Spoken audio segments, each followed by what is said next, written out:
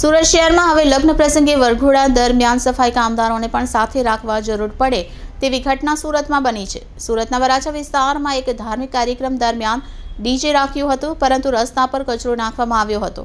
Vaishali road Umiya મંદિરના જાહેર road પર કચરો ફેંકવામાં આવ્યો, તે બદલ આયોજકો પાસે પાલિકાના આરોગ્ય વિભાગે 5000 રૂપિયાનો દંડ વસૂલ કર્યો છે।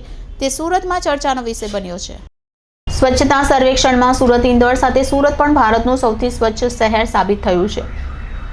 ત્યારબાદ નંબર 1 યથાવત રાખવા માટે સુરત પાલિકા આયોજન કરી રહી છે। તેમાં સુરતીઓમાં સ્વચ્છતા પ્રત્યે જાગૃતિ આવે તે માટેના પ્રયાસ શરૂ થઈ રહ્યા છે।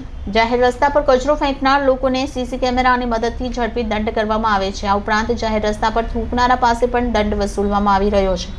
જોકે ગત 2 તારીખે સુરત પાલિકાના વરાછા ઝોનમાં ઉમિયા માતાના મંદિર નજીક વૈશાલી રોડ પર એક પરિવાર દ્વારા લગ્નના વરઘોડામાં ડીજે સાથે યાત્રા કાઢવામાં આવી હતી। તે દરમિયાન જાહેર રોડ પર કચરો ફેંકવામાં આવ્યો હતો। આ ઉપરાંત ફટાકડાનો પણ કચરો હતો। તેના કારણે આરોગ્ય વિભાગે આયોજક પાસેથી જાહેરમાં ગંદકી કરવા બદલ 5000 રૂપિયાનો દંડ વસૂલ કર્યો છે। 5000 રૂપિયા દંડ સાથેની રસીદ સોશિયલ મીડિયા પર ફરી રહી છે। તેની પર અનેક કોમેન્ટ થઈ રહી છે, તેથી પાલિકામાં ચર્ચાનો વિષય બન્યું છે।